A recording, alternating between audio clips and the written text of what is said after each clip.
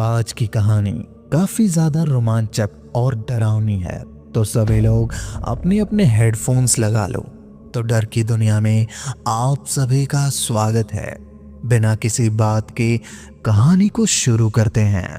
राहुल और उसके 4 दोस्त की टोली समीर, स्नेहा, अंशुल और कृतिका एक कैंपिंग ट्रिप पर निकलती है। उनके कॉलेज के पास एक घना जंगल था जिसे लोग शापित जंगल कहते थे, जहां जाने की हिम्मत कोई नहीं करता था, क्योंकि लोगों का कहना था कि रात होते ही उस जंगल में अजीब घटनाएं होती हैं। लेकिन दोस्तों को इन बातों पर यकीन नहीं था। रोमांच और मस्ती के लिए उन्होंने तय किया कि वे रात वही कैंपिंग करेंगे। शाम होते ही वे जंगल के भीतर एक खुली जंगल पर पहुंच गए और तंबू लगाया, आग जलाकर खाना बनाया और तंबू में घुस गए। रात करीब 11:30 बजे जब सब आग के पास बैठकर कहानियां सुना रहे थे, तभी पास की झाड़ियों से एक अजीब सी आवाज आई। ये क्या था? नेहा ने डरी हुई आवाज में पूछा। कोई जानवर होगा, समीर ने हंसते हुए कहा। डरपोक मत बनो। लेकिन अंशुल ने झाड़ियों की ओर ध्यान से देखा और कहा, वहां कुछ है, कोई छाया दिखी मुझे। राहुल और समीर टॉर्च लेकर उस ओर बढ़े। झाड़ियों के पास पहुंचकर उन्होंने टॉर्च की रोशनी डाली, लेकिन वहां कुछ भी नहीं था। वे वापस आ गए और दोस्तों को बताया कि सब ठीक है। आधी रात हो चुकी थी, ठंड हवा चल रही थी और जंगल अजीब तरह से खामोश लग रहा था। सब तंबू में सोने चले गए। तभी राहुल को किसी को गुनगुनाने की आवाज सुनाई दी। वह चौंक कर बैठा। यह कौन गा रहा है? उसने सोते हुए समीर को झकझोर कर उठाया। तुम्हें शायद सपना आया होगा, समीर ने कहा और फिर से सो गया। लेकिन गुनगुनाहट धीरे धीरे तेज हो रही थी। राहुल ने हिम्मत करके बाहर झांका। उसे दूर एक सफेद साड़ी में महिला खड़ी नजर आई। उसने चेहरा झुका हुआ था और बाल लंबे बिखरे हुए थे।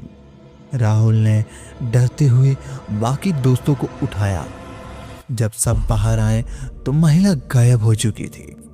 यह तो वही जगह है जिसके बारे में लोग कहते हैं कि यहाँ आत्मा भटकती है, नेहा ने कांपते हुए कहा। अंशुल ने फैसला किया कि सबको तुरंत वहां से निकल जाना चाहिए। वे जल्दी जल्दी सामान पैक करने लगे। तभी हवा तेज हो गई और आग अपने आप बुझ गई। तंबू भी जोर जोर से हिलने लगा।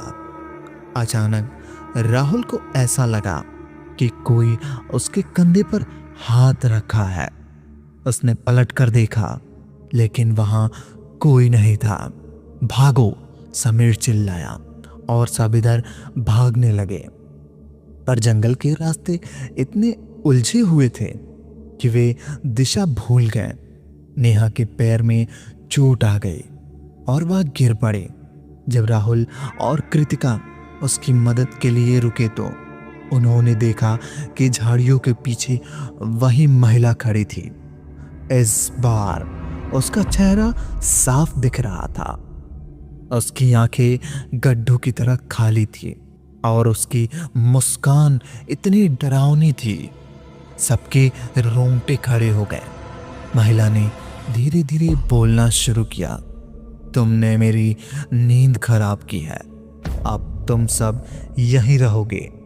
उसकी आवाज इतनी डरावनी थी कि सबके पैर थम गए। अभी अंशुल ने भी जेब से माचिस निकाली और झाड़ियों में आग लगाने की कोशिश की।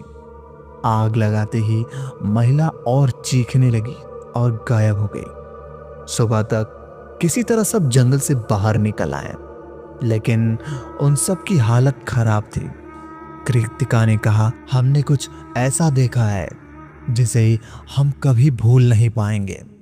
उसके बाद उन पांचों ने कभी जंगल में रुख नहीं किया, लेकिन उन्हें हमेशा लगता रहा है कि उस रात की आत्मा अब भी उनकी परछाई बनकर उनके साथ चलती है।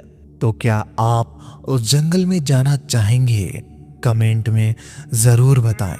और ऐसी ही कहानी सुनने के लिए मुझे सब्सक्राइब और फॉलो कर लो, ताकि हमारी आने वाली कहानियाँ सबसे पहले आप तक पहुँचे। धन्यवाद।